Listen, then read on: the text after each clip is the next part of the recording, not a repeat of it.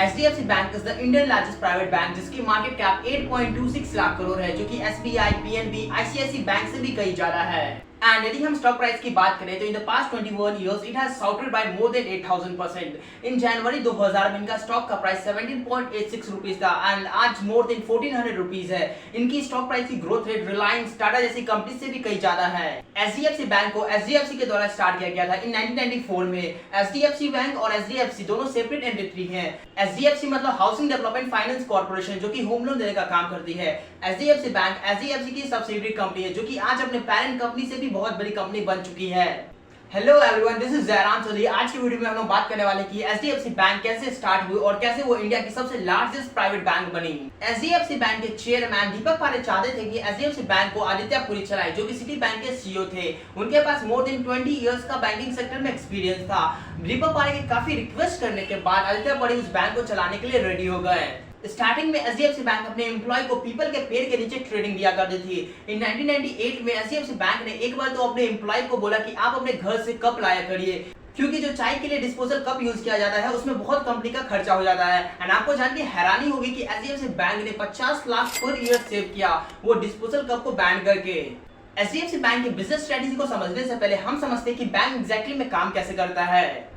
Bank के पास generally दो तरीकों से पैसा आता है। पहला सेविंग अकाउंट की फैसिलिटी देके, सेकंड करंट अकाउंट की फैसिलिटी देके। सेविंग अकाउंट में बैंक को बहुत ही कम इंटरेस्ट देना पड़ता है और करंट अकाउंट पे तो बिल्कुल नहीं। बैंक पैसे कैसे कमाता है? बैंक उसी पैसों का यूज करके लोगों को लोन देता है, जैसे car loan, bike loan, education loan. इसके बदले बैंक उनसे 10 से 12% इंटरेस्ट चार्ज करता है, जो कि बहुत ही ज्यादा होता है। एंड उसी इंटरेस्ट का यूज करके बैंक अपना प्रॉफिट कमाती है। एंड सेकंड तरीका जिससे बैंक पैसा कमाती है वो है क्रेडिट कार्ड, इंश्योरेंस बेच के। एंड बैंक के पास जो सरप्लस अमाउंट बच जाता है उसको बॉन्ड्स एंड म्यूचुअल फंड में इन्वेस्ट करती है, जिससे बैंक काफी पैसा कमाती है। HDFC बैंक जब स्टार्ट हुई तो मार्केट में काफी कंपटीशन था, तो आदित्य पुरी ने मार्केट में रिसर्च किया ताकि उनको कुछ मार्केट में गैप दिख सके। एंड उन्होंने देखा कि ऑलमोस्ट सारे बैंक कॉर्पोरेट लोन देने पे फोकस कर रहे थे, क्योंकि कॉर्पोरेट लोन में बहुत ही ज्यादा वॉल्यूम होती है और प्रॉफिट भी काफी ज्यादा होता है। और यहाँ पे मैं एक चीज आपको बता दूं, जहां ज्यादा प्रॉफिट होने के चांसेस होते हैं वहां ज्यादा लॉसेस भी होने के चांसेस होते हैं। इसलिए most of the bank corporate loan देने पे फोकस कर रही थी ताकि वो ज्यादा से ज्यादा प्रॉफिट कमा सके। एंड इसी चक्कर में कुछ बैंक ने ह्यूज लॉसेस भी देखा, बट कोई भी रिटेल सेगमेंट में फोकस नहीं कर रहा था। मैं आपको बता दूं, जो लोन डिफॉल्ट रेट होते हैं वो रिटेल सेगमेंट में बहुत कम होते हैं as the comparison of corporate sector. इसलिए HDFC बैंक कॉर्पोरेट सेक्टर से दूर ही रहे, जिसके चलते उनका NPA बाकी बैंक से काफी कम रहा। ये NPA क्या होता है? NPA मतलब नॉन परफॉर्मिंग एसेट। चलो मैं आपको एग्जांपल से समझाता हूँ। मानो कि SBI कंपनी ने X नाम की कंपनी को 500 करोड़ का लोन दिया और X नाम की कंपनी ने लोन को डिफॉल्ट कर दिया। लोन को डिफॉल्ट कर दिया मतलब कंपनी के पास पैसे नहीं, उस पैसे को चुकाने के लिए, या तो कंपनी बुरी तरह से डूब चुकी है। सो यहाँ पे SBI का 500 करोड़ का लॉस हो गया, तो ये डिफॉल्ट रेट को ही हम लोग NPA बोलते हैं। IDBI bank, SBI bank, PNB bank और HDFC बैंक, इन सब में सबसे कम NPA HDFC बैंक का ही है, जिसके चलते उनको बहुत ही कम लॉसेस का सामना करना पड़ा। HDFC बैंक का मेन फोकस रिटेल सेगमेंट पे होता था, जैसे car loan, bike loan, home loan पे, क्योंकि रिटेल सेगमेंट पे बहुत ही कम लोग फोकस कर रहे थे और जहां कम लोग फोकस कर रहे थे वहीं पे HDFC बैंक ने अपना पूरा फोकस किया एंड जो रिटेल सेगमेंट का मार्केट शेयर था उसका 25% कैप्चर कर लिया। एक क्वेश्चन आप सबके मन में होगा कि कैसे कोई बैंक बस रिटेल सेगमेंट पे फोकस करके इतनी बड़ी कंपनी बन सकती है, क्योंकि रिटेल सेगमेंट में रिस्क कम होने के साथ उसमें प्रॉफिट भी तो कम होता है। आपने बिल्कुल सही सोचा।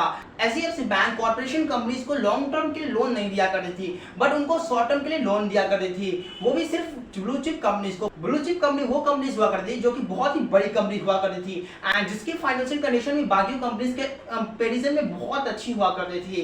एंड यहाँ से स्टार्ट होता है HDFC बैंक का पूरा बिजनेस स्ट्रेटेजी। जब भी वो किसी कॉर्पोरेट कंपनीज को शॉर्ट टर्म के लिए लोन दिया करती थी तो वो उन कॉर्पोरेट कंपनीज को बोलते थे कि आप हमारे HDFC बैंक में करंट अकाउंट खुलवाइए।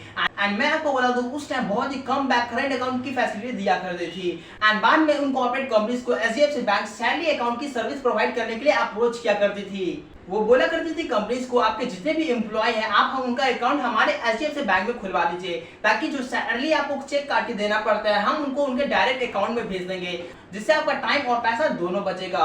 अब क्या हो गया, जितने भी कॉर्पोरेट कंपनीज थे वो तो HDFC बैंक के कस्टमर बन चुके थे, क्योंकि उन्होंने करंट अकाउंट खुलवा लिया था। साथ ही साथ उनके जितने भी एम्प्लॉय थे वो भी HDFC बैंक के कस्टमर बन चुके थे, जिससे HDFC बैंक का जो कस्टमर बेस था वो बहुत ही ज्यादा बढ़ गया था। अब कंपनीज के एम्प्लॉय एचडीएफसी बैंक के कस्टमर बन चुके थे, जिससे अब एचडीएफसी बैंक उनको car loan, bike loan, home loan की फैसिलिटी देने लगी, जिससे एचडीएफसी बैंक ने काफी पैसा कमाया। एंड सेकंड सबसे बड़ी प्रॉब्लम उन्होंने मार्केट में ये देखा, 1998 में जितने भी बिजनेसमैन हुआ करते थे उनके बैंक अकाउंट कोऑपरेटिव बैंक में हुआ करते थे। 1998 में कोऑपरेटिव बैंक एक ही स्टेट के अंदर रेस्ट्रिक्टेड हुआ करते थे, जिससे उनके branches and customer and operation उसी स्टेट के अंदर चला करते थे एंड किसी भी इंट्रा स्टेट ट्रांजैक्शन के लिए उन्हें दूसरे बैंक में डिपेंड होना पड़ता था। आइए इस एग्जांपल से समझते हैं। जैसे मैं जयराम जो कि पटना में रहता है, उसने अपने दोस्त अंकित को 10 लाख का माल भेजा, वो जो कि महाराष्ट्र में रहता है, और अंकित ने मुझे चेक से पेमेंट किया एंड मैंने उस चेक को अपने पटना के लोकल बैंक में विड्रॉ करने गया, तो बैंक ने मेरे उस चेक को अपने महाराष्ट्र पार्टनर बैंक को भेजा। जैसे कि मैंने आपको बताया था कि जो भी कोऑपरेटिव बैंक थे वो भी एक ही स्टेट के अंदर रेस्ट्रिक्टेड हुआ करते थे और किसी भी इंट्रा स्टेट ट्रांजैक्शन के लिए उसे दूसरे बैंक पे डिपेंडेंट होना पड़ता था। इसलिए उन्होंने मेरे चेक को अपने महाराष्ट्र पार्टनर बैंक को भेजा वेरीफाई करने के लिए। फिर वहां से वो वेरीफाई हुआ, 3 से 4 दिन लगा, तब जाके बैंक ने वो अमाउंट मेरे बैंक अकाउंट में डिपॉजिट किया, प्लस उसके बदले बैंक ने मुझसे प्रोसेसिंग फी भी चार्ज की। मैं बता दूं यहाँ पे प्रॉब्लम क्या है। मानो मेरे ऐसे 3 और क्लाइंट हैं जिनको मैंने 30 लाख का माल भेजा है, मतलब मेरा 30 लाख रुपया बैंक के इस इनएफिशिएंट प्रोसेस के चक्कर में 3 से 4 दिन के लिए मेरा स्टक हो जाएगा। एंड इसी बीच मुझे बाहर से सामान मंगाना है, तो मैं कैसे मंगाऊंगा, क्योंकि जो मेरा पेमेंट आज आने वाला था वो बैंक के इनएफिशिएंट प्रोसेस के चलते वो 3 से 4 दिन मेरे को बाद मिलेगा। यहाँ पे सप्लायर के लिए बहुत ही प्रॉब्लम हो जाती है, जिससे वो कोऑपरेटिव बैंक के चेक लेना नहीं पसंद करते हैं। एंड इस प्रॉब्लम को सॉल्व किया आदित्य पुरी ने, जो कि एचडीएफसी बैंक के सीईओ थे। अब जिस चेक को विड्रॉ करने में 3 से 4 दिन लगते थे, now we can withdraw that money within a same day without even paying any processing fees. चलिए दूसरा एग्जांपल लेते हैं। जैसे अंकित ने मुझे 10 लाख का चेक में पेमेंट किया, मैंने उस चेक को अपने नियरेस्ट एचडीएफसी बैंक में जमा किया एंड बैंक ने बिना कोई डिले एंड बिना कोई प्रोसेसिंग फीस के उन्होंने मेरे चेक को with in a same day में क्लियर कर दिया। इस एफिशिएंट प्रोसेस को देखते हुए फिर से सप्लायर बिजनेस से चेक में पेमेंट लेने लगे एंड इसके बदले कोऑपरेटिव बैंक को एचडीएफसी बैंक के करंट अकाउंट में फंड्स डिपॉजिट करने पड़ते थे एंड एचडीएफसी बैंक इसी फंड्स का यूज करके लोगों को लोन्स एंड इसको अलग अलग जगह इन्वेस्ट किया करती थी, जिससे वो काफी प्रॉफिट कमाया करती थी। एचडीएफसी बैंक के मोर देन 6000 से भी ज्यादा ब्रांचेस हैं एंड मोर देन 1.5 लाख से भी ज्यादा इनके परमानेंट एम्प्लॉय है। आइए कुछ बात करते हैं इनके मर्जर्स और एक्विजिशंस के बारे में। एचडीएफसी बैंक ने 2000 में टाइम्स इंडिया के साथ मर्ज कर लिया ताकि वो जल्दी से स्केल अप कर सके। 2008 में एचडीएफसी बैंक ने सेंट्रियन बैंक ऑफ पंजाब को एक्वायर कर लिया इन 95.1 बिलियन रुपीस में, जो कि one of the largest merger था फाइनेंशियल सेक्टर में। 4 अप्रैल 2022 को एचडीएफसी बैंक ने अनाउंस किया कि वो एचडीएफसी लिमिटेड के साथ मर्ज होने जा रही है। जैसे कि मैंने आपको पहले ही बताया था कि एचडीएफसी ने ही एचडीएफसी बैंक को स्टार्ट किया था एंड अब वो मर्ज होने वाली है। इस न्यूज को आते ही एचडीएफसी बैंक के स्टॉक प्राइस की रेट 15% से बढ़ चुकी है। आइए इस केस स्टडी से कुछ इंपॉर्टेंट बिजनेस लेसन सीखते हैं। जैसे कि मार्केट में ऑलरेडी बहुत कंपटीशन था, बट स्टिल आदित्य पुरी ने मार्केट में रिसर्च किया और मार्केट गैप को फाइंड आउट किया। उसी मार्केट गैप का यूज करके एचडीएफसी बैंक को इंडिया की लार्जेस्ट प्राइवेट बैंक बना दिया।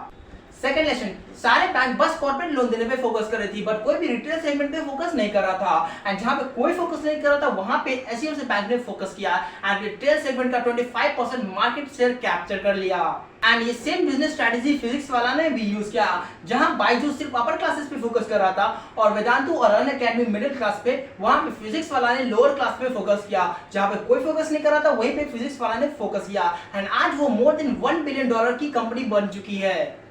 So this was the case study of HDFC Bank। यदि वीडियो पसंद आया हो तो वीडियो को दबा के लाइक करो और शेयर करो और चैनल को जरूर सब्सक्राइब करो। मिलते हैं अगले वीडियो में नए केस स्टडी के साथ।